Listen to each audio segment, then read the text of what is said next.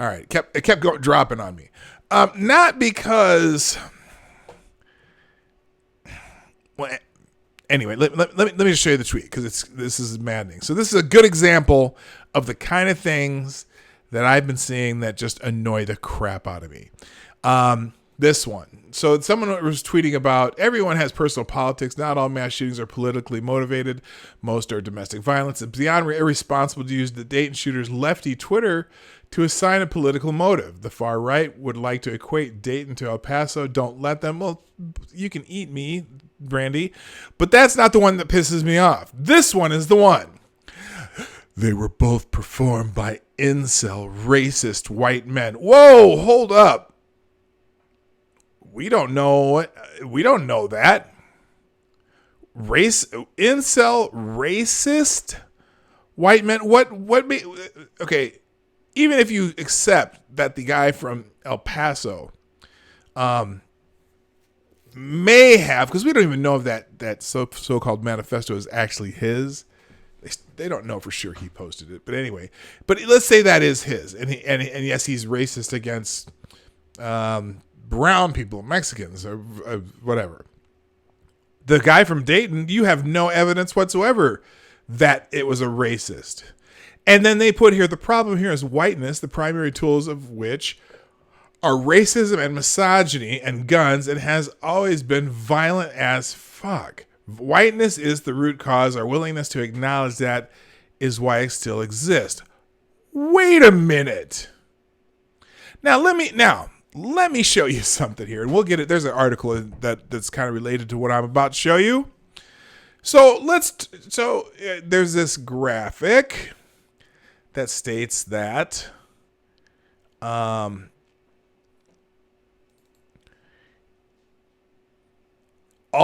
the mass shootings in 2019 so far.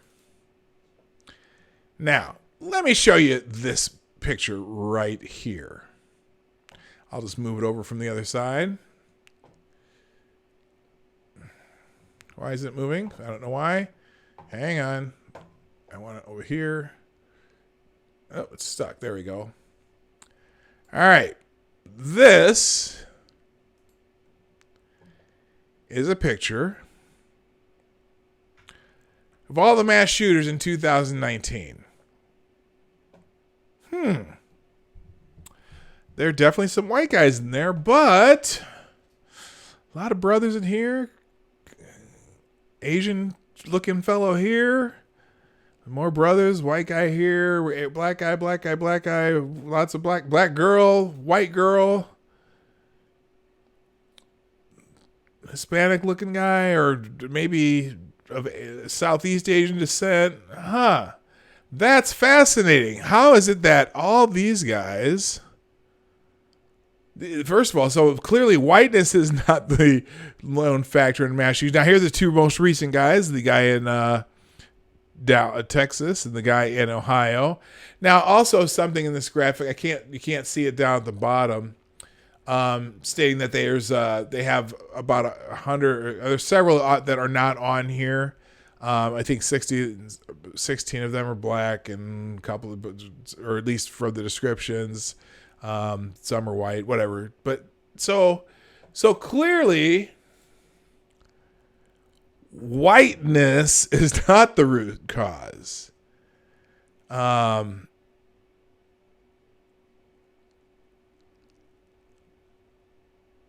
Now, so, and what was fascinating about this, okay, now, I don't know if I ever showed you this article from The Root either, and I'm gonna bring it up because or not The Root, excuse me, News One. If you're familiar with The Root, News One is very similar to that, and we're gonna bring that up because this is something that was happening during, or just right after the shooting in Dayton. Let's see. Maybe they've. Okay, so remember yesterday we talked about Jake Tapper, tweeting out that 6 of the 9 victims in Dayton were black, and he, for whatever point he was trying to make there, made no sense because we didn't know the motives of the shooter, so it didn't matter if six of the 9 were black. He was trying to wave a bloody shirt, trying to get black people mad, because that's what CNN's doing right now. CNN is wanted to make sure that this is something to do with race, had something to do with Trump, and so now this article is insane, and let's see if there's an update by now. This is News One. It's a very similar to the Roots. It's basically Black Twitter in website form. Let's close this. All right. Most of the shooting victims most of the Dayton shooting victims were black. Here are their stories. The country was rocked by 3 mass shootings that killed at least 32 people over the last 8 days. In the most recent shooting, 6 out of the 9 people at a bar in Dayton, Ohio were black. And so they show the pictures of some of the shooters. On Saturday,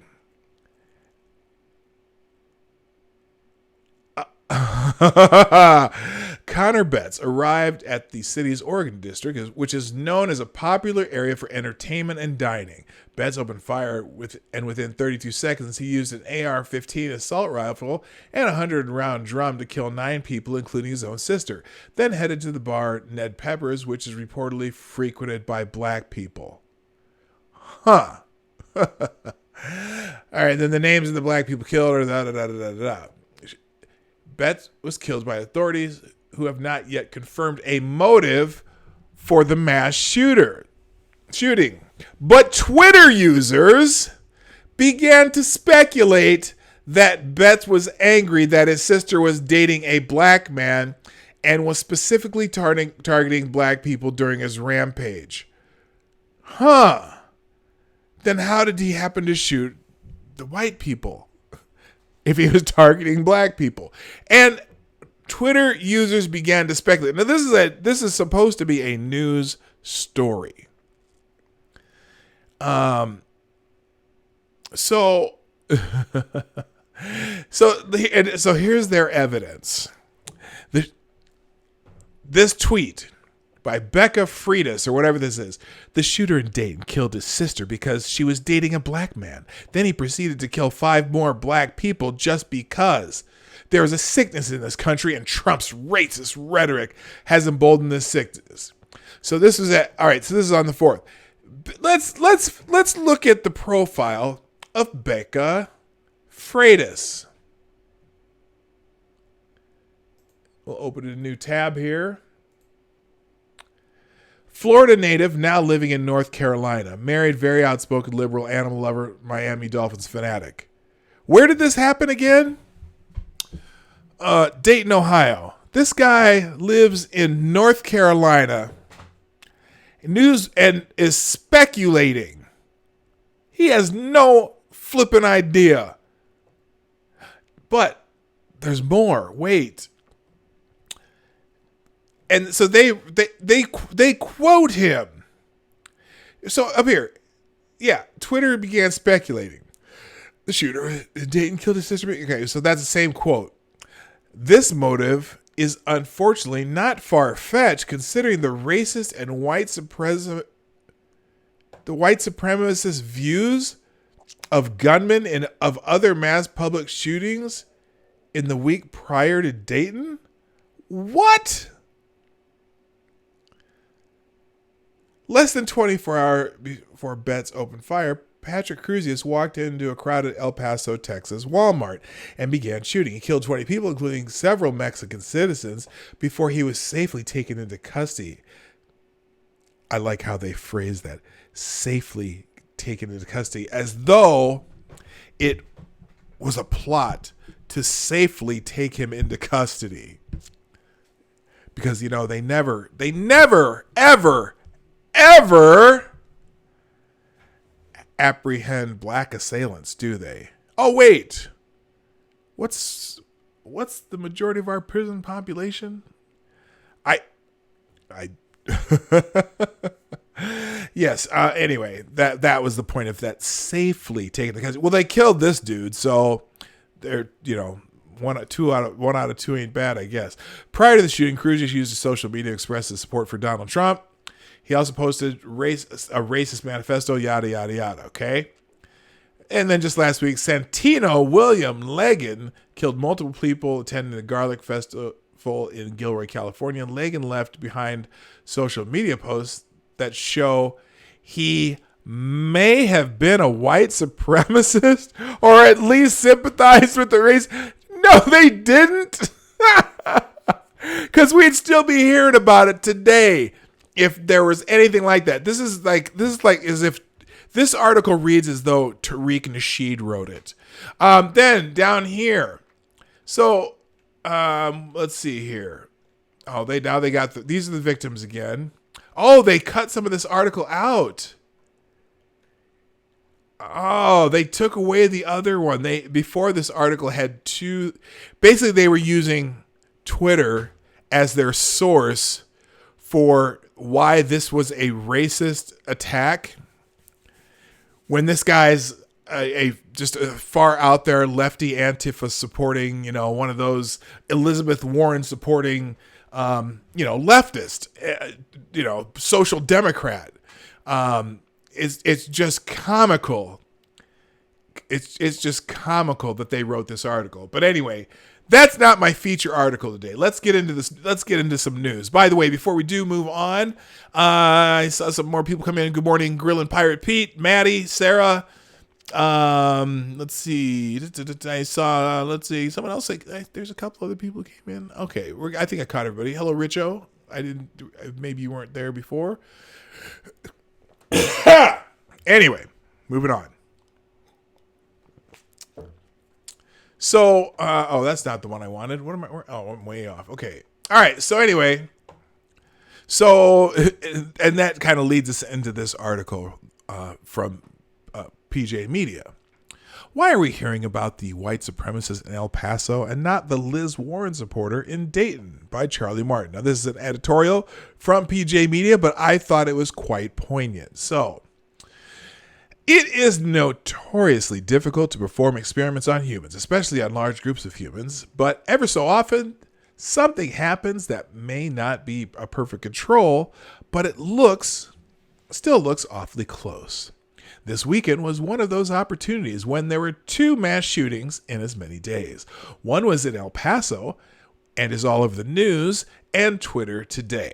He was an eco-fascist inspired by the Christchurch shootings and decided the big issue was Mexicans. I'm sure you've heard about him, and you've heard that he was a white supremacist repeatedly, over and over. The other one was in Dayton. He was,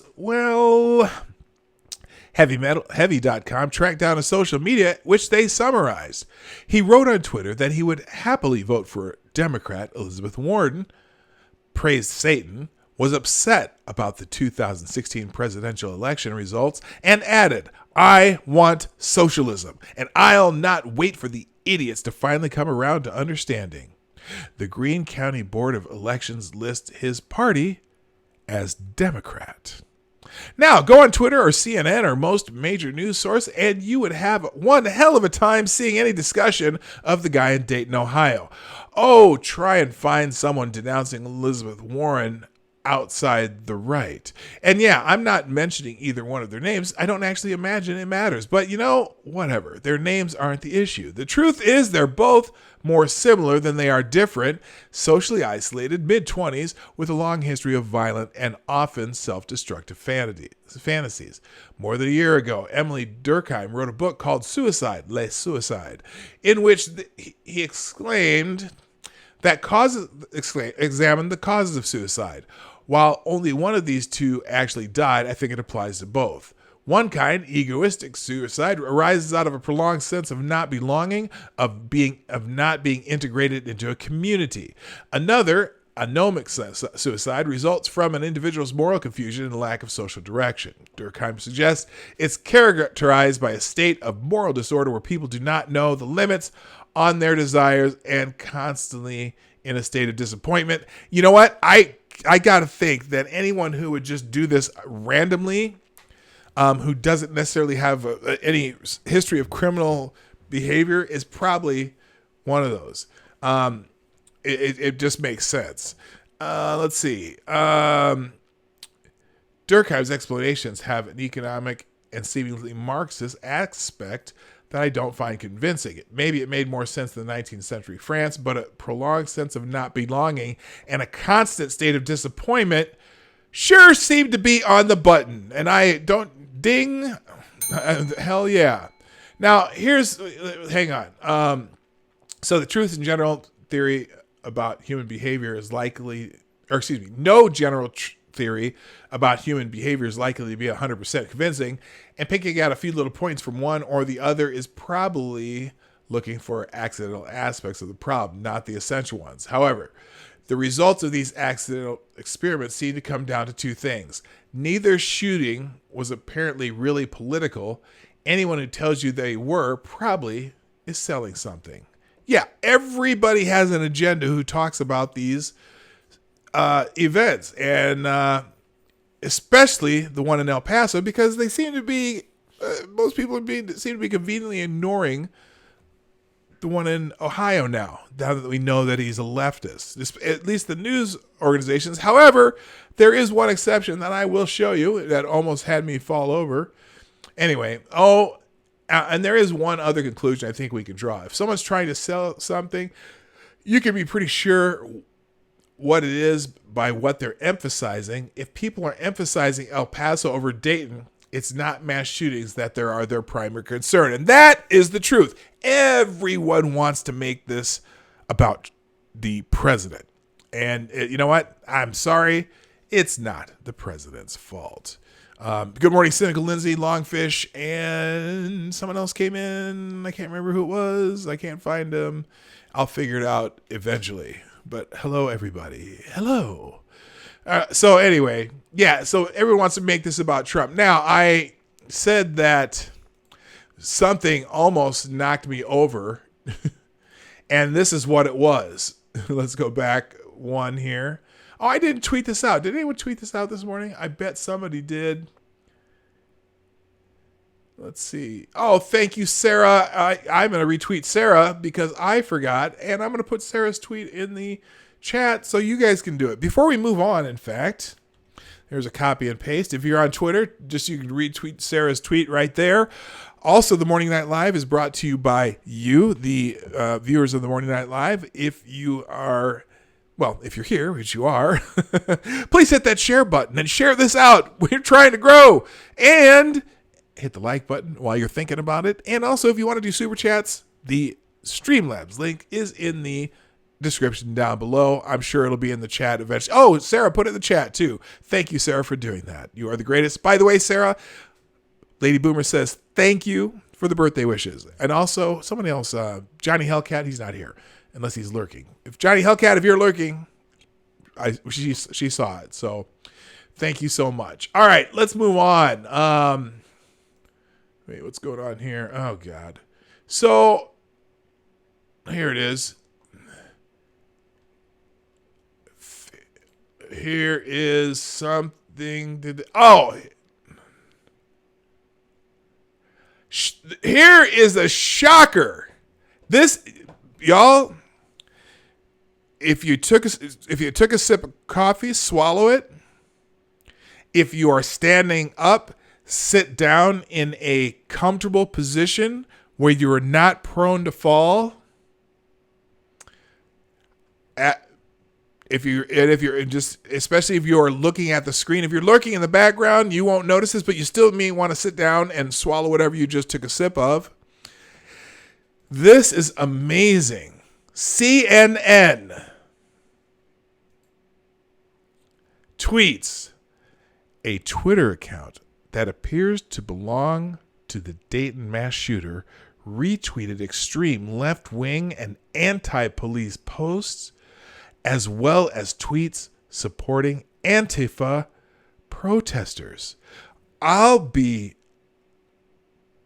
can't believe it. CNN acknowledged this. And they wrote an article too. Oh my, Dayton shooter appeared to tweet extreme left views and had an abiding interest in violence. Wow. A Twitter account that appears to belong to Dayton mass shooter Connor Betts retweeted extreme left-wing and anti-police posts, as well as tweets supporting Antifa or anti-fascist protesters.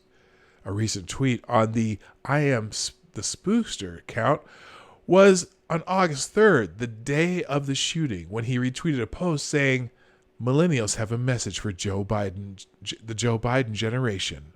Hurry up and die." Wow. Yeah, pigs flying. I saw a gateway opened up to hell, but it froze as soon as it opened. I'm shocked. The user's Twitter bio reads, he, him. Thank God we weren't sure of his pronouns. Anime fan, metalhead, leftist. I'm going to hell and I'm not coming back. One tweet used the hashtag Hail Satan. Still contrary to the explicit anti-immigrant purpose. Now what? You know what? They had to put this line in. Still contrary to the explicit anti-immigrant purpose of the El Paso shooting, police do not know what motivated Betts to open fire early Sunday morning in a popular nightlife district in downtown Dayton. Armed with a 223 caliber, excuse me, 223 caliber high-capacity rifle with 100-round drum magazines, Betts fired 41 shots in less than 30 seconds, killing his sister as well as 8 seemingly random bystanders in the area, police said Monday. He was killed by police officers on patrol 30 seconds after he opened fire. The evidence shows the shooter had an abiding interest in violence and, as in many other American mass killings, easy access to powerful firearms. Former high school classmate said that he had a hit list of people he wanted to kill or rape. He was in a porno grind band with extremely graphic, violent lyrics, and authorities searching his family home found writings that expressed his interest in killing people, 2 law enforcement sources told CNN. But the writings did not indicate any racial or political motive, sources said. Whoa! Somebody call News One and let them know that they don't have any racist motives yet. They'll find one if they really try hard, though. A friend of Betts and his sister said Betts was comfortable around guns and would teach people how to shoot safely. Well, there you go, gun safety. He enjoyed shooting, a friend told CNN. So yeah, nothing about his sister dating a black man and him being mad about it. He was a consummate lefty. He looked at you and pretended to shoot with guns with his hands, she said. Bellbrook police said Betts had been arrested for operating a vehicle under the influence of alcohol in 2016. So when he was a minor, underage drinking. Perhaps they should check underage drinking as a possible catalyst for people being mass shooters. Just saying, they're pulling out all the other stops, video games and whatever.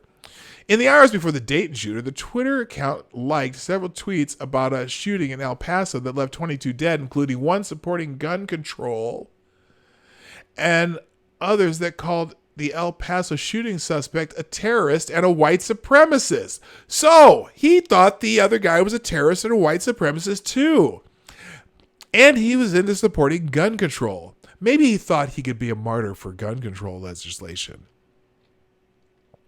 The account retweeted messages supporting Senator Bernie Sanders and Elizabeth Warren, as well as posts against ICE agents, including one that said, "These people are monsters," and multiple posts condemning police and supporting Antifa protesters who use violent tactics.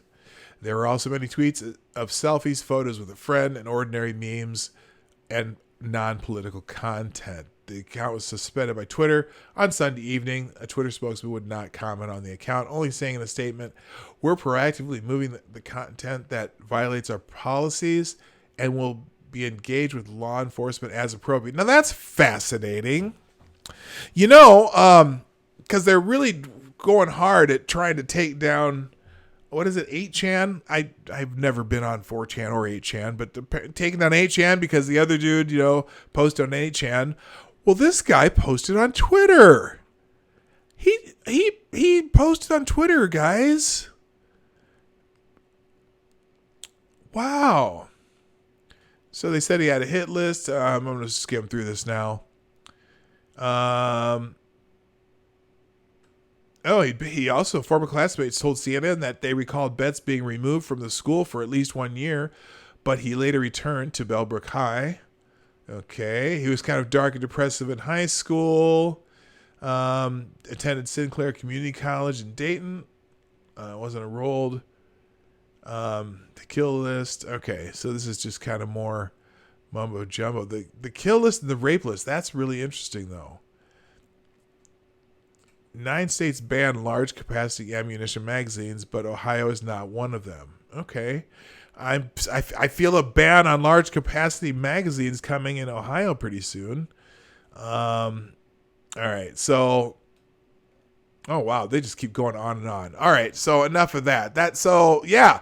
Wow. CNN. Shocker that oh man. A Twitter account that appears to belong to Dayton shooter Connor Betts retweeted extreme left wing. Okay, that's the same thing that CNN says. Oh my God, the lefty whack jobs are canceling their subscriptions over a headline they don't like. Oh, good gracious. Good gracious.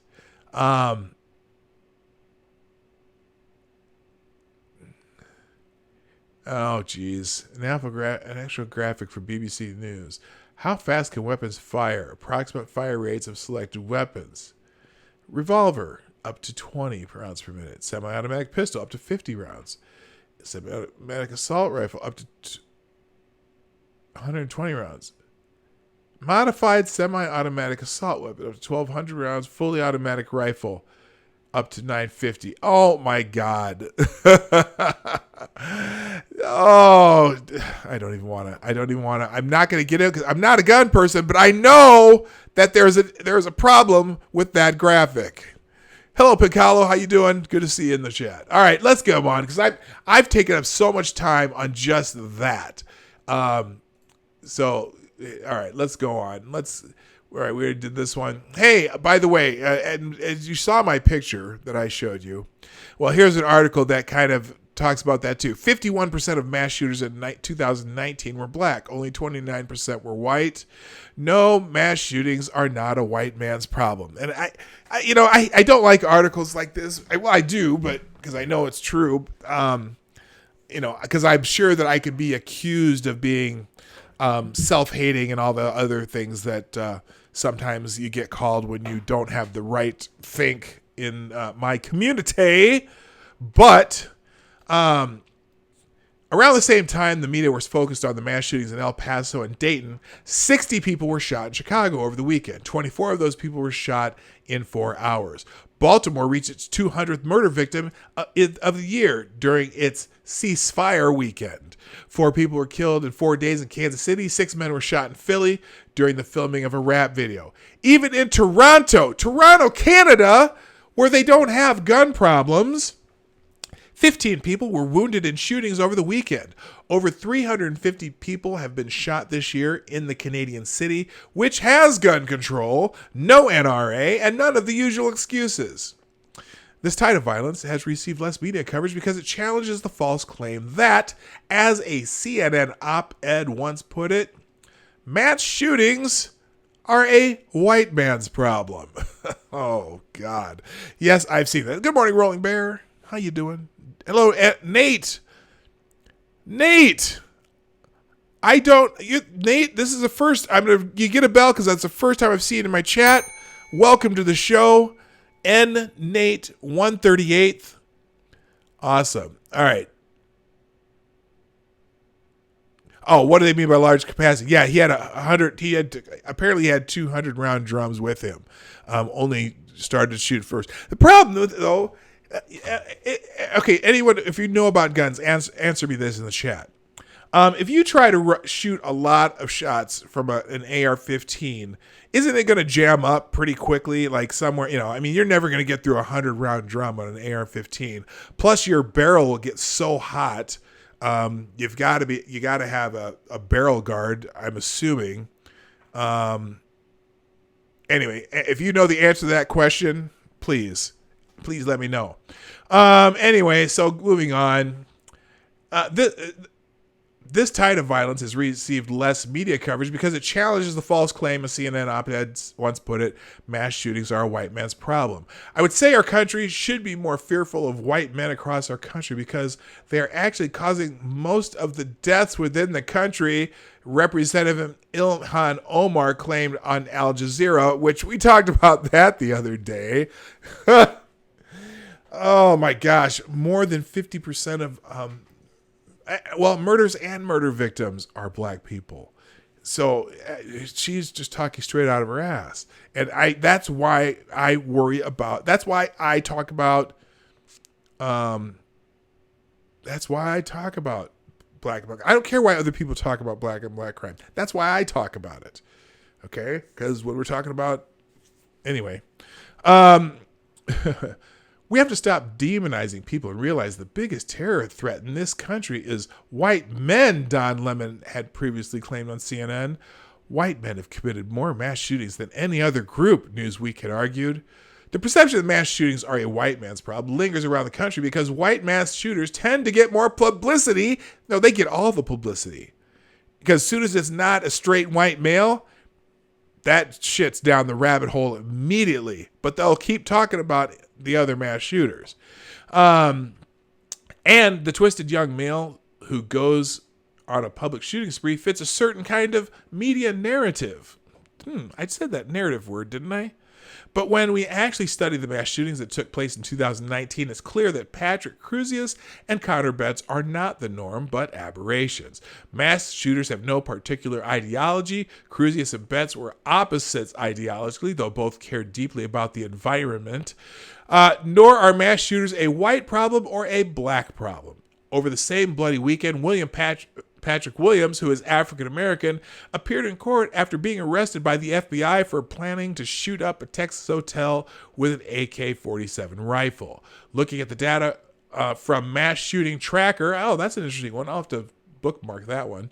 Widely utilized by the media as of this writing, of the 72 mass shooters, perpetrators in shootings that killed or wounded more than 4 people, whose race is known, 21 were white, 37 were black, 8 were Latino, 6 were members of other groups. 51% of mass shooters in 2019 were black, 29% were white, 11% were Latino. 3 mass shooters were Asian, 2 were American Indian, and 1 was Arab, of Arab descent. These numbers are, if anything, vastly understated. As many as half of the mass shootings that took place in 2019 thus far remain unsolved, but they often took place in black areas and claim black victims. And it just kills me because the leading cause of death among young black men is murder, homicide. And we need to fix that. Black Lives Matter. But, well... That's what I say. It pisses me off. Yeah, Black Lives Matter, except when they're killed by another black person. If they're killed by a white person, then Black Lives Matter again. I'm sure there'll be. I wonder if they're going to have a Black Lives Matter protest in Dayton. That'll be interesting if that happens. That's fascinating. A fascinating thought. All right.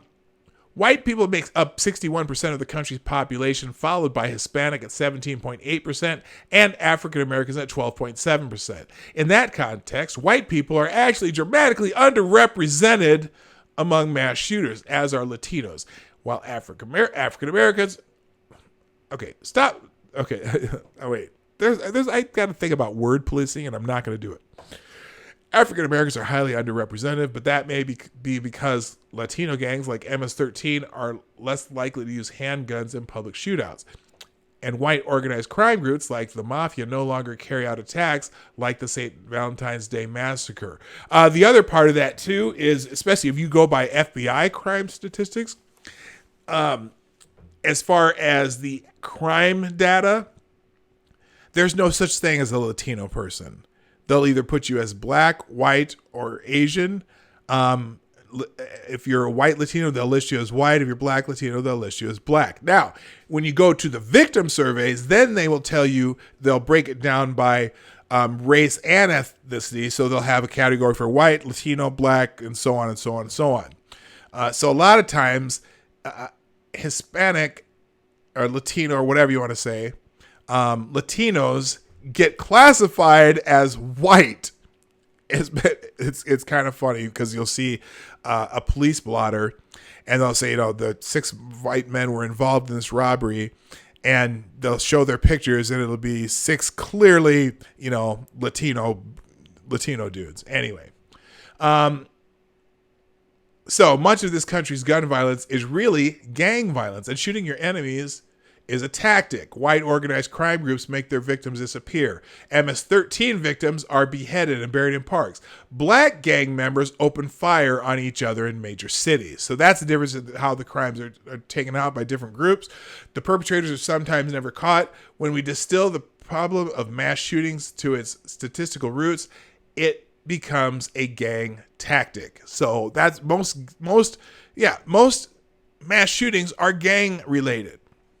Would the media really like to argue that beheadings are preferable to shooting as a tactic? Were the people buried under Whitey's house better off than the gang members shot on a Chicago street corner?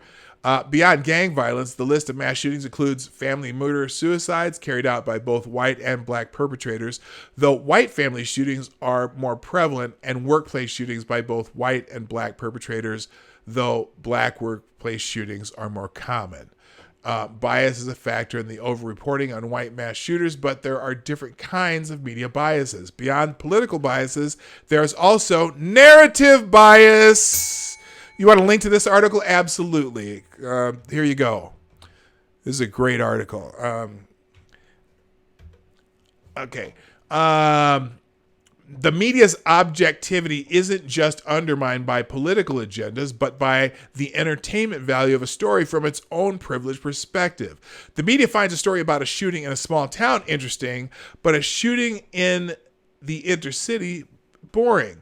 A shooting at a garlic festival is a novelty, while a shooting at a house party in Chicago isn't.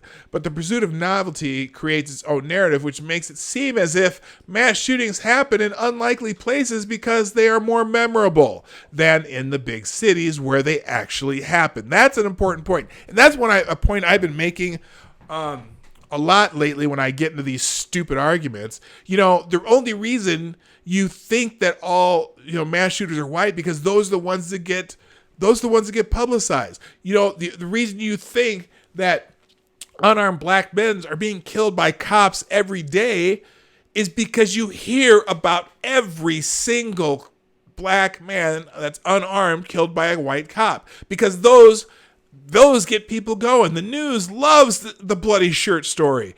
They love the story that's the man bites dog story.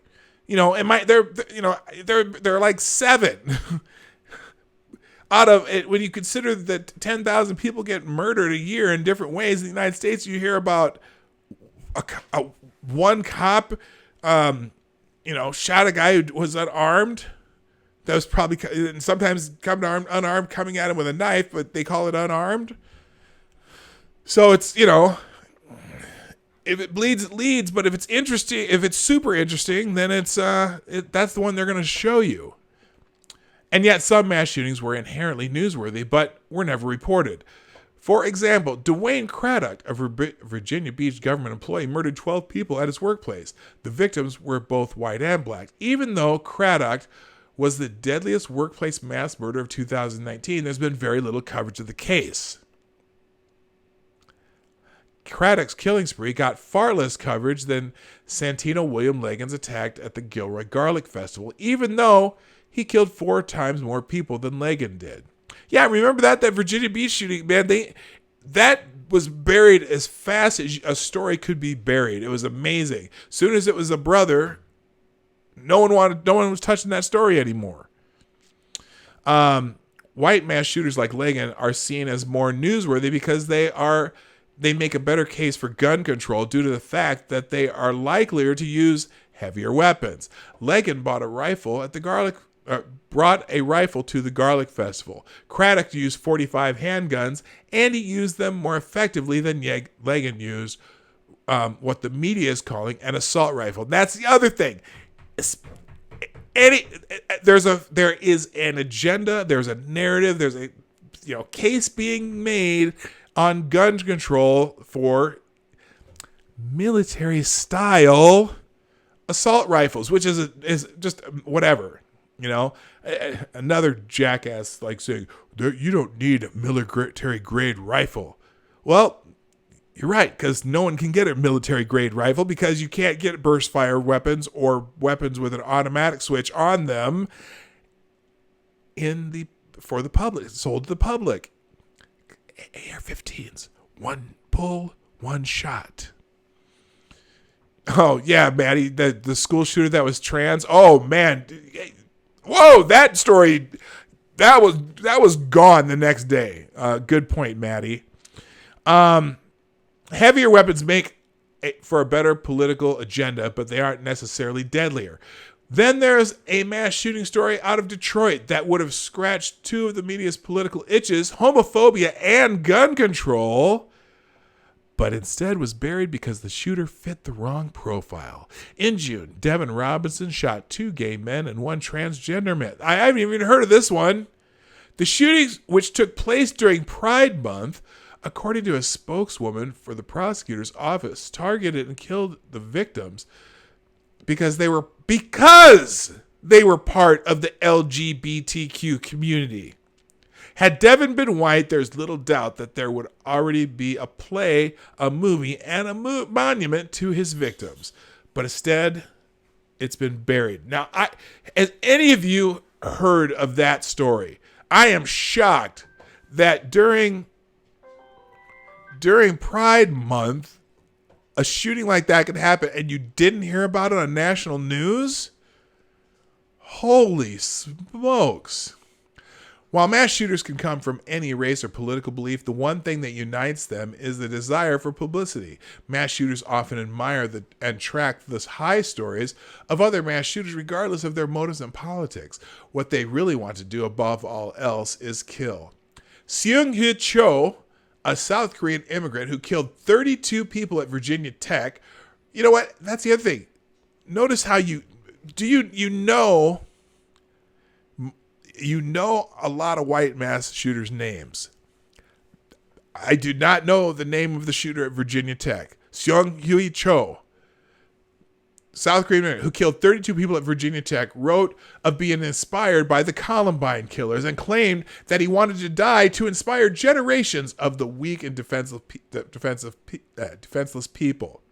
Adam Lanza, the Sandy Hook school shooter, was inspired by Anders Breivik, a neo-Nazi mass shooter, even though he had nothing apparently in common with him. What mass shooters like Cho and Crusius really want is to be celebrities, and the media makes that happen. It broadcasts their manifestos, plasters their photos everywhere, and makes them famous. And the next mass shooter uses them as inspiration. So, again, though, Seung-Hee Cho, Korean immigrant. Anyone know his name? Or even recognize it, even though you can't pronounce it? Recognize it? Nope. But you sure as hell know who Adam Lanza is. Of course, Sandy Hook was just devastating with children dying, but he was inspired by a neo-Nazi. So we hear about him all the time. It's amazing. That's a great article. I did put that in the chat. I hope you guys caught that. Good morning. Nice. What? Hi, Check Your Logic. How you doing? Good to see you. How the hell have you not heard the Virginia Tech shooter's name? Okay. I had heard the name at once, but do you hear much about him? Do you hear his name off? Like, for example, Adam Lanza, you hear his name all the time. Okay. VTech just kicked in. Okay. That little kid that was thrown off the 3rd tier at Mall of America just got out of ICU 4 months. They dropped that story when the guy was black. Yeah, we don't. Well, we steer it locally. I live. The Mall of America is the closest mall to my house. We do hear about that locally, but yeah, I can't imagine it's still national news. Anyway, all right, let's move on because I'm really behind schedule today. This story though, this article is a great article. But you know what? Yeah. All mass shooters are white people. Yes, I saw that, Sarah. That's trending on Twitter. We'll get to that. Toni Morrison, the author, playwright, poet, passed away today. All right. And then, let's see. This is 297 U.S. mass shootings in 2019. 2,662 mass shootings since January 1st, 2013. What? 0 days since the last week. Oh, this is mass shooting tracker. So usually, let's see, I've never seen this before. I've never used this. Apparently, okay. Yeah, a lot of unknown on this one, though. Some of them, 24-year-old might. Okay, so there's the Dayton one right there. Apparently, mass shooting same day, Grenada County, Missouri, or Mississippi. 4 shot, injured, unknown. Brooklyn, New York, 4 injured, unknown. I mean, there's Gilroy there. Yeah, Lake Hallie, Wisconsin. Richie German Jr. Domestic shooting victims, including Govin's mother, brother, and 8-year-old nephew. Oh, we heard about that. That was in the Minnesota paper. But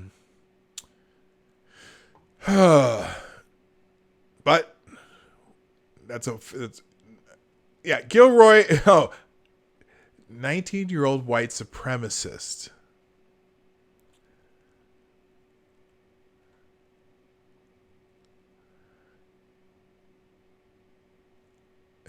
Interesting. They on some of these they type in the race,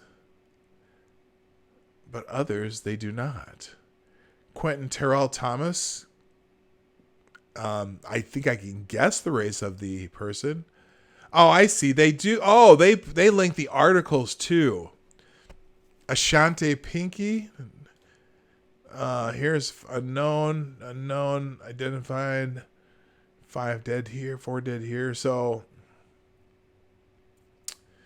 yeah, it's fascinating. Now, clearly, if you see this in the data, though, so let's take the one from Dayton, Ohio. Shooter, 24-year-old white man dressed in body armor, name withheld. Victims including Gunsman's sister. Okay, that's the one from Dayton. The one in El Paso, 21-year-old white supremacist terrorist, name withheld. Victim included 4-month-old toddler. Now, this one, Mark McKinley Hughes Jr. Victim included gunman's in-law and 11-year-old boy. Juan De Leon Jr. Notice they don't put the race or any of the ones who aren't white. So there's an agenda even on this tracker. For the one in Gilroy, 19-year-old white supremacist. But we got now when it's victims include family members, it doesn't look like they're putting race. But Quentin Terrell Thomas, now they didn't put 20 what X number old black man. I just find humor in that just because it's an agenda, people. There's an agenda, and I boy. All right, move on. Here's one. Do something is not going to stop mass shooters. This is an editorial. I'm going to skip this one because I think I want to rather read this one. Pelosi and Schumer call on McConnell to bring back Senate after mass shootings. Speaker of the House Nancy Pelosi and Senate Minority Leader Chuck Schumer called for Senate Majority Leader Mitch McConnell to demand senators come back from their August recess to address the mass shootings that occurred over the weekend. Why? Now, as we were looking at that tracker, I accidentally closed it. There's been mass shootings all over the place, but why after this one? Why after? Because this is the one they're blaming on Trump. The El Paso, not Ohio. Although they're blaming. I was watching a Young Turks video, not by choice. Hard Bastard was doing a review of it, and they were saying that all of these shootings are Republicans' fault, no matter what, even if it's the left wing guy in Ohio. The twisted logic was amazing. I mean, it was like talk about. I mean, Shank could open up a pretzel factory with that logic. It was amazing. Anyway, in February, the new Democratic House majority promptly did its duty, quote, this is a quote, passed the Bipartisan Background Checks Act of 2019, which is supported by more than 90% of the American people, and proven to save lives. And proven to save lives, Pelosi and Schumer said in a joint statement. Let's analyze that statement.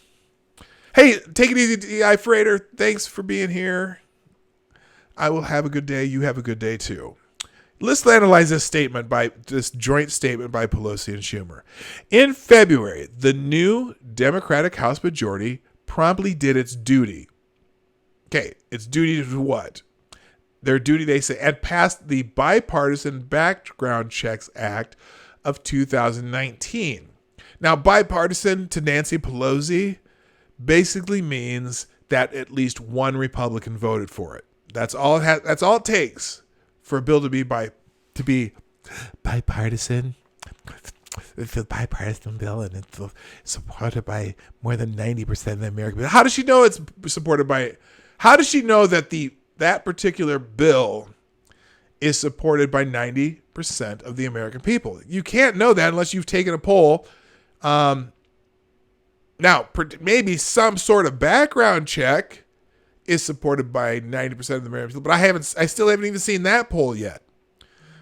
But your bill, there's no way to know because you haven't taken a poll on that. And proven to save lives. Really? Where did you get that data from? Where did you get the data from that says your Bipartisan Background Checks Act of 2019 proven to save lives if it hasn't been enacted? You can't prove that. Anyway. However, Senate Republican leaders Mitch McConnell have called themselves the Grim Reaper and refused to act on bipartisan legislation. It is incumbent on the Senate to come back into the session and pass this legislation immediately. It took less than 3 hours for the president to back off his call for stronger background check legislation when he can't mention guns while talking about gun violence. It throws the president remains a prisoner to the gun lobby and the NRA. They continued. The public must weigh in and demand passage of legislation for the safety of our children.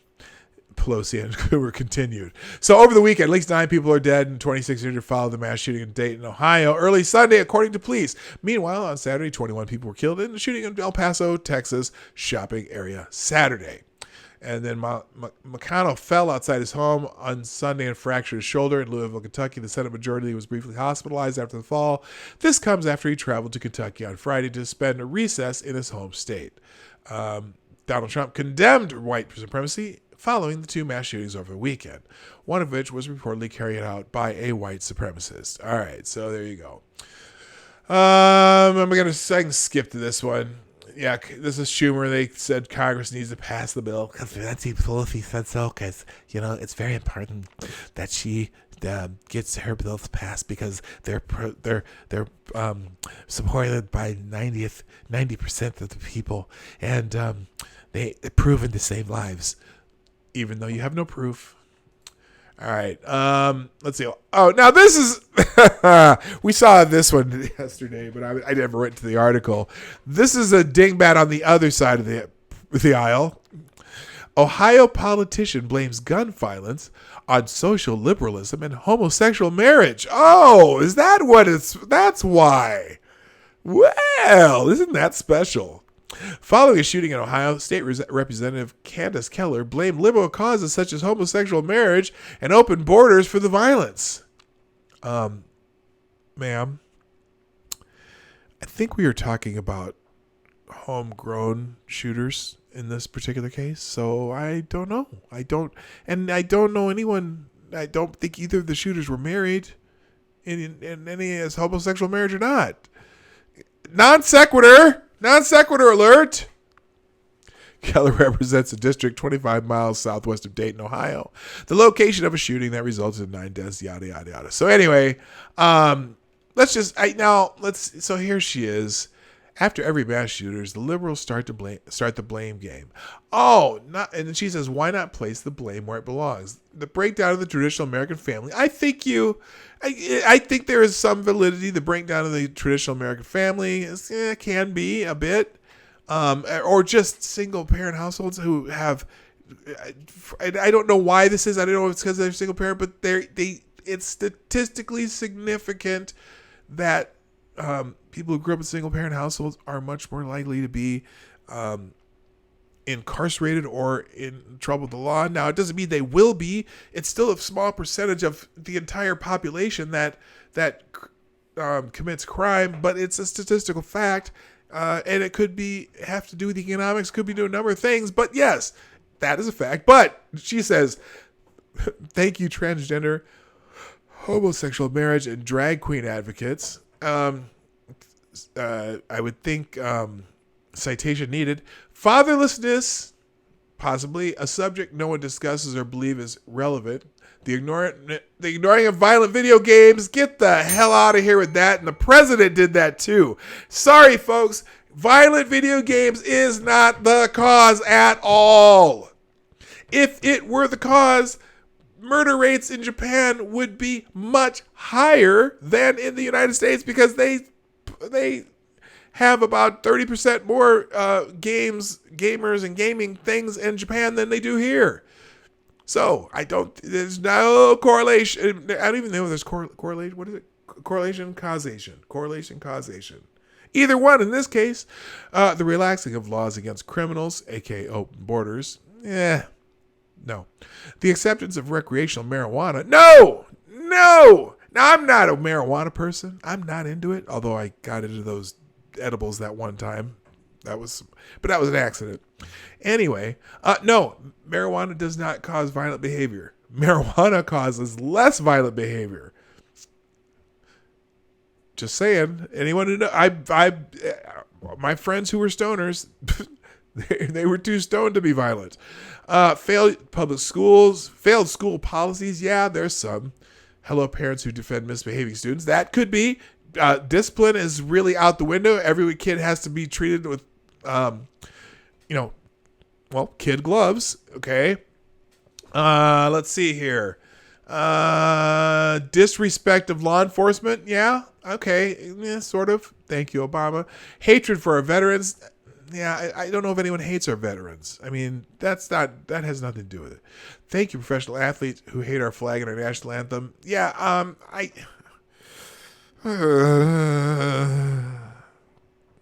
So my position, my position on this. You know what? Colin Kaepernick has the right to protest however he wants to. I have the right to think that Colin Kaepernick is a jackass, but there you go. Everyone has their rights to be what they want to be. The Democratic Congress, many members who are openly anti-Semitic. That doesn't cause the mass shooting. She went on a laundry list, man. The culture which totally ignores the importance of God and the church. I think, yes, belonging to something. And a lot of the things that these guys have in common is they're loners. They don't have any kind of social network. So being a part of a church, part of a religion can be your social network. But it can also be any other kind of social network that actually involves human interaction, I think would help. I think these guys, like you said, they tend to be loners. They tend to be socially inept. They tend to be just, we talked about it earlier. Anyway. State office holders who have no interest whatsoever in learning about what our Constitution and the Second Amendment. Yeah, whatever. And snowflakes who can't accept a duly elected president. Did I forget anybody? The list is long. The fury will continue. Okay, so she kind of... Okay, so yeah, if it were Thursday, in fact, you can go ahead and give her an FTG, even though we gave her one yesterday. All right, last one. Barack Obama decided to chirp.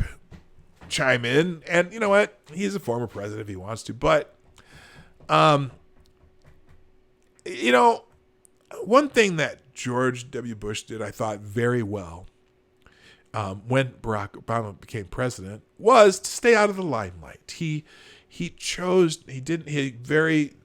rarely went out and made speeches. He never tried to influence policy. And actually, believe it or not, during Bill Clinton kind of did the same thing at the beginning of George W. Bush's administration. Of course, right into the Bush administration, we had 9/11. So, George Bush invited Bill Clinton to do some things, but Bill Clinton kind of stayed out of it. Barack Obama kind of has a habit of putting his nose in things, which is not terrible. I suppose this is not a terrible message, but here it is. Michelle and I grieve with all families in El Paso and Dayton who endured these latest mass shootings. Even if the details are still emerging, there are a few things we already know to be true. Oh, here we go. Buckle up, people. First, no other nation on earth comes close to experiencing the frequency of mass shootings that we see in the United States. Frequency is, you know what? I'm gonna. You get these statistics all the time, but I'm gonna assume that there are nations. For example, let's take Brazil. I would guess that there are all kinds of crime and murders and things in Brazil because Brazil has guns too. But we have a country that constantly magnifies everything that happens here. And everyone knows what happens here. And everyone reads our news. And everyone knows what's going on. And it's a big part of our political agenda. But I would guess that probably... Now, and also, here's the thing. He's going to talk about guns. So, yes, we do have a lot of guns in the United States. But you know that, like in Switzerland, every household is required to have a gun? Now, their laws are different and whatnot, but absolutely every household in Switzerland has a gun. So, it obviously can't be the tool. There are things in our culture that cause this. But, you know, I don't know. Why did I pick this out? Okay, so because this is his gun control. No other developed nation tolerates the level of gun violence that we do. Every time this happens, we are told that tougher gun laws won't stop all murders. God, told that by who? Yeah, I bet I would reckon a guess that tougher gun laws would go against our Second Amendment is probably the most prominent argument. But anyway, that they won't stop every deranged individual from getting a weapon and shooting innocent people in public places. Well, they certainly had a shoot up in Canada recently in Toronto. And Toronto has a pretty high gun violence rate too, even though they have stricter gun laws. But the evidence shows that they can stop some killings. Really? What evidence? I suppose they can save some families from heartbreak. We are not helpless here. And until all of us stand up and assist on holding public officials accountable for changing our gun laws, these tragedies will keep happening. Wait a minute. Quick question. What was Barack Obama's most recent profession?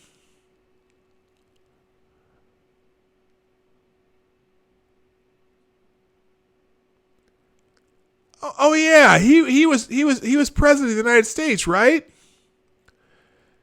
And there was a point in time when he had a majority in the House and they somehow got Obamacare passed. So I know he had some way to... No, after community organizing. He was president of the United States. That's funny, Max. Yeah, I'm talking about his okay, I don't know. Anyway, so and I didn't see any. What did he not act? Did he not act? Was it not important? Was it not important? He couldn't drone strike the problem. Green Badger Outdoors. That's funny. Anyway, second, while the motivations behind these shootings may not yet be fully known, there are indications that the El Paso shooting follows a dangerous trend. Troubled individuals who embrace racist ideologies and see themselves obligated to act violently to preserve white supremacy. I got a question. So this guy is supposed to be this white supremacist, right? And he had his little manifesto and whatnot. What member of what group or organization was he representing? Anybody? Does anyone know? Because he's saying, okay, so follows a dangerous trend. Okay. Trend. So they're trying to say that the Gilroy guy was a white supremacist, right? Okay. And then this guy was a white supremacist. But you know what? But the guy in Dayton wasn't a white supremacist. And the black guys and the Asian guys and the white guys and the other guys, Hispanic guys who did all those other mass shootings weren't white supremacists. So what? But this is a dangerous trend. That's fascinating. You know what? This is one of those things. They're trying to make this so prominent and so much Trump's fault. This is all, again, this is a narrative. This is a narrative that they're trying to give you. All right. A dangerous trend, troubled individuals who embrace racist ideologies and see themselves obligated to act violently to preserve white supremacy. Well, if that were the case, if this were a trend, you'd be hearing about it all the time, right? There would be white supremacists shooting up places everywhere. Now, is that something that could happen? I don't know. They keep publicizing these guys. Is someone else going to try to copycat this shit? I really hope not. But man, they're pushing this narrative. You know, I've never heard. I've almost not heard at all. Any white people, even the ones online, the jackasses online, talk about white supremacy as much as I have the left does. They talk about it all the time. You know, I think the people who talk the most about white supremacy somehow deep down inside believe in it. I think Barack Obama believes in white supremacy. And so he's trying to overcome it by constantly, because he's constantly all these people are talking about it all the time. So they must believe it, that it exists. And that it must be overcome. I just don't get it.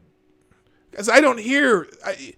again, some of them get kicked off of social media platforms, so you can't really keep track of them. That's the thing. I would much rather that they don't kick off anybody off these social media platforms, and so you can see the jackasses being jackasses. But no, they kick them off, and then they go off in their little corners. Apparently, the Chans. But I thought 4chan and 8chan were. In fact, the one dude, they were showing some stuff on 4chan or 8chan. Was it? I don't know if it was BuzzFeed. They were trying to kick the dude off of 8chan. They're like, get out of here. They thought he was an FBI plant. The guy who put the manifesto up there. So yeah, they were the people at 8chan were rejecting the asshole. But nope, it's 8chan's fault because that's where all the hateful people live. Anyway, like the followers of ISIS and other foreign terrorist organizations, these individuals may act alone, but they have been radicalized by white nationalist websites. Where are these white nationalist websites? Are there a lot of those? Fed posting. Yeah, thanks, Maniac Man. Fed posting. That's what it's called. You know what? Radicalized by white nationalist websites that proliferate on the internet. If they were proliferating on the internet, you'd probably be able to find this guy as a member of one of them, right? I just don't think so. Good morning, Blind Press. How you doing, my dear? But just as okay, good God. but they've been radicalized nationalists. Was it that proof? That means that both law enforcement agencies and internet platforms need to come up with better strategies to reduce the influence of these hate groups. Well, what influence? I mean, the only prominent, even white nationalist that I can think of, and I don't even know if he's a white supremacist, but the only prominent white nationalist I can think of is Richard Spencer. And Richard Spencer if Richard Spencer decided to have a conference, he couldn't fill up the small conference room at the Hoboken Holiday Inn. Sorry. Nobody follows that jackass. He's a media prop. Remember when CNN had him on a couple weeks ago after the president made those comments about the Four Horsemen? And they had the nerve to bring on Richard Spencer, to thinking that Richard Spencer was going to be a supporter of President Trump. Richard Spencer can't stand President Trump. He thinks President Trump is a failure to his cause. Hilarious. But just as important, all of us have sent a clarion call and behave with the values of tolerance and diversity that should be the hallmark of our democracy. Diversity happens. You don't need to promote diversity. Diversity happens if you let it, and if you tell people they can do things instead of telling them they're victims. People will rise to the occasion. Good morning, Midnight in Exile, and Zombie Teddy. Hello.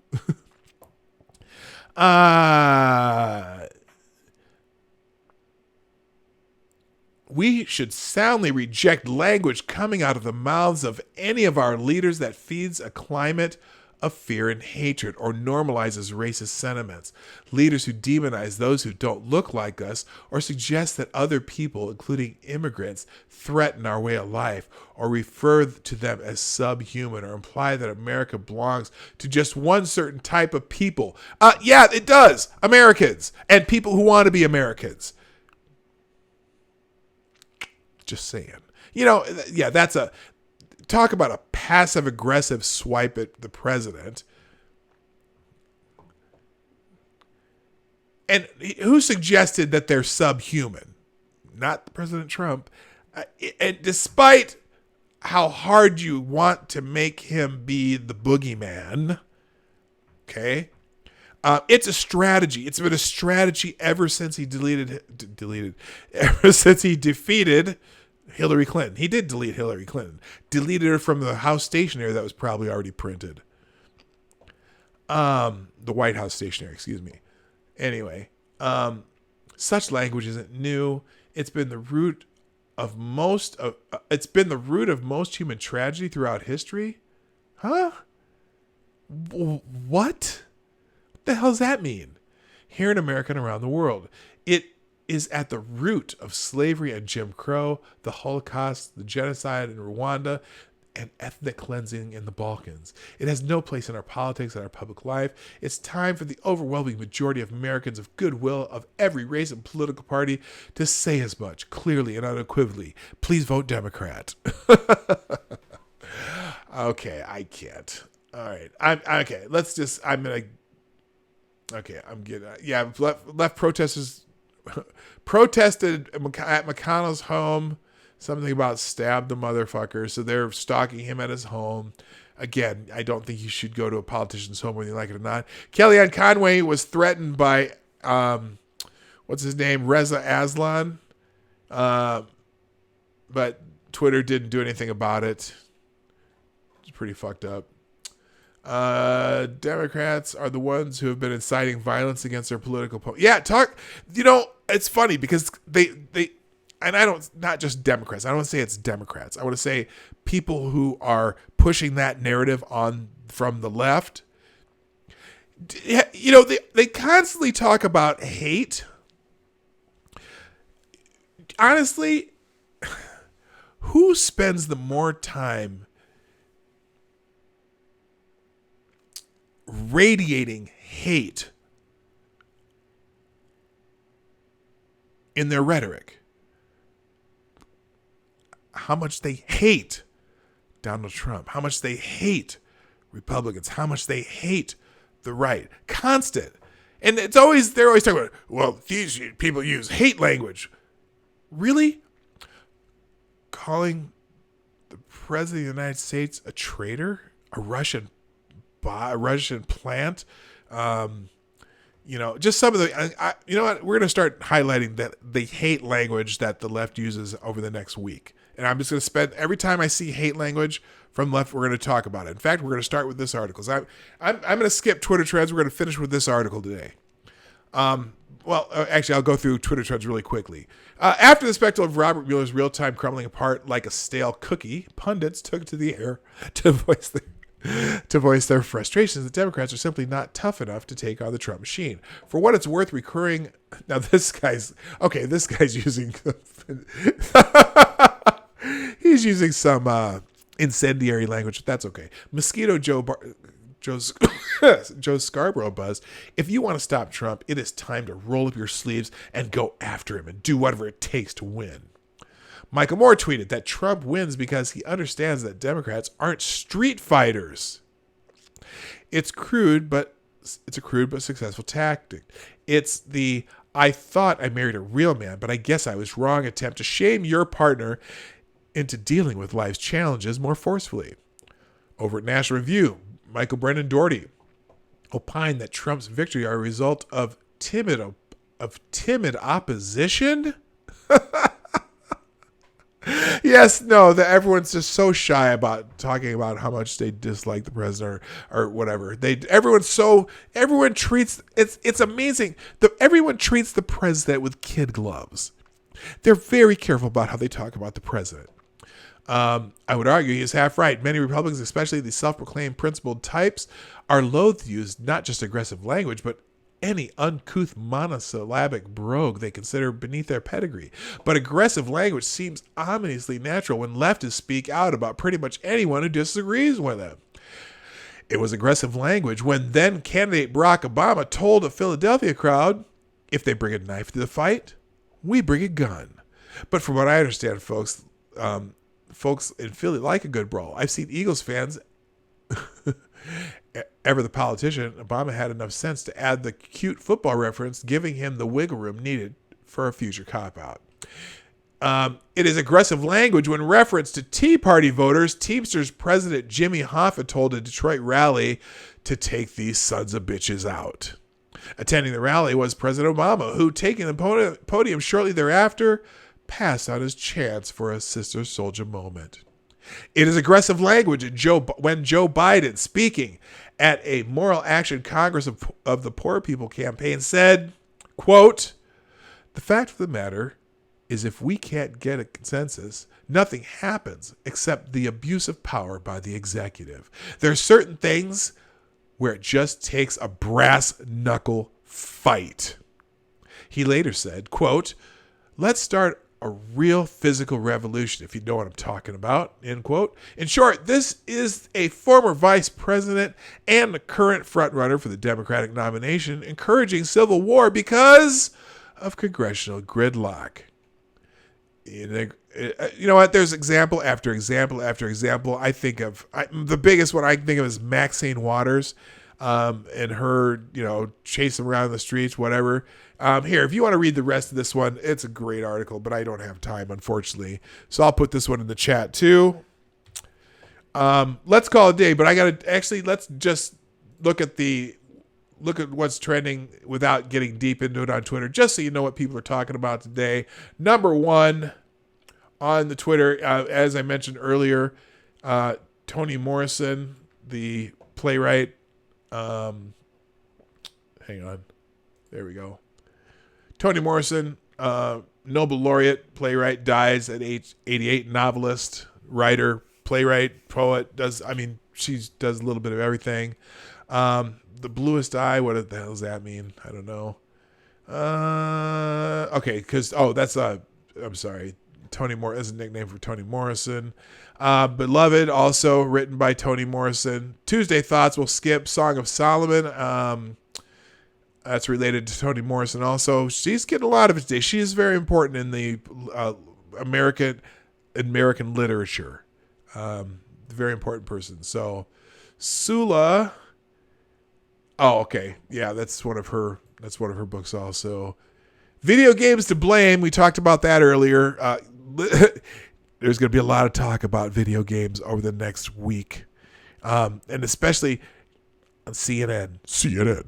This is CNN. Ebro. What the hell's Ebro? Oh, that's okay. I don't know. That's don't care. Tuesday motivation. Cancel New York Times. Oh man, yeah. People are really, really pissed off about a New York Times headline, and people are canceling the New York Times because of this. So the New York Times had a headline: Trump urges unity versus racism in the wake of the El Paso and Dayton shootings, and people are just pissed off. Just pissed off. They're canceling the New York Times over because the headline didn't trash Trump enough. Apparently, insanity. Trending number 6 or 7 on here. Yeah, people are pissed. The lefty whack jobs are canceling their subscription over a headline they don't like. Over a headline. You know what? Factual. What did Trump do afterwards in his speech? He urges unity versus racism. That's an accurate headline. Now, who knows what the article says? The article might trash him, but they're mad about the headline. Crazy people. Philippe Coutinho. There's a doubt if he'll start the season playing soccer. Don't care. Tuesday morning. Did Obama? Okay. Did Obama is trending, and I'm sure this one's going to be going both ways. Like, for example, the first one, did Obama administration supply guns to drug cartels? Yeah, they did. Then he sealed related docs invoking executive privilege. Did Obama empower violent activists against cops? He invited them to the White House. Did Obama administration transfer $6 billion to activist groups? News is he did. Yes, okay, so that's one side. And the other side, you're going to hear how great Obama was. Did Obama kick ass as president? Damn right he did. Did Obama know who the Justice Department serves? Oh, you might be a little premature on that question. You're going to find out. Here's my prediction, and only from everything I'm reading and everything I'm seeing, you're going to hear a lot about how the Obama Justice Department acted like it was probably part of the DNC, so to speak. All right, that's all right. Did Obama look at America's enemies like an American would? Oh, really? Tell Vladimir that I'll have much more flexibility after the election. And if he did, okay, so let's say, for example, that the Russians did interfere in our election. Now, I'm regardless of what the FBI tells you and what Mueller report tells you, I still have some questions. But let's just say they did, and when did that happen? When did that happen? Who was the president of the United States who didn't thwart that effort? Was it Barack Obama? I think it was. I know you know. Oh, gosh. Okay, so that'll be interesting. I'll have to look at that one later. Let's see. Jung, Miami. Don't know. I'm Pieces I Am. I think that's a Toni Morrison deal, too. Yes, it is. Wayne Rooney moves to Derby County. Oh. Wayne Rooney, soccer player extraordinaire, moves to Derby County as a player coach. And Hiroshima. Wow. So Japan marks the 74th anniversary of the Hiroshima bombing. Toni Morrison is taking up all the air in the room on Twitter. That's amazing. She's an important person in American literature, though. So I can kind of get it.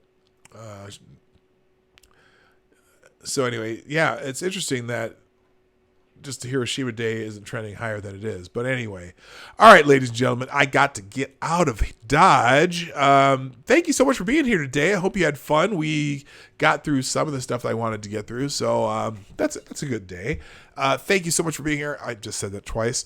The Morning Night Live is here Monday through Friday, 10 a.m. Eastern, 9 o'clock Central, 2 p.m. GMT. If you haven't already done so, click that share down there. Click the share button, click the like button if you haven't done that already. And also, if you are so inclined, we do donations and super chats through the Streamlabs link in the description down below. We are going to be back tomorrow on the 7th.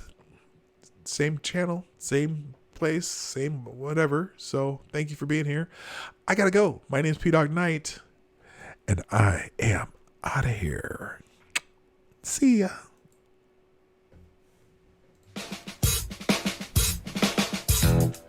Hey, this is Dawg Knight, and I want to thank you for joining me today on the Dawg Knight channel. Before you go, if you like what you saw and you're not already subscribed, please make sure that you hit the subscribe button down below, and definitely click that bell that pops up afterwards so you'll be notified when I post new videos or when we go live. I broadcast my live show, The Morning Night Live, Monday through Friday, 10 a.m. Eastern, 9 o'clock Central, and 2 p.m. GMT. A special thanks to all supporters of this channel who share our videos on social media and who make donations through our Streamlabs link in the description below. Thanks again, and until next time, I'm Dawg Knight, and I'm out of here.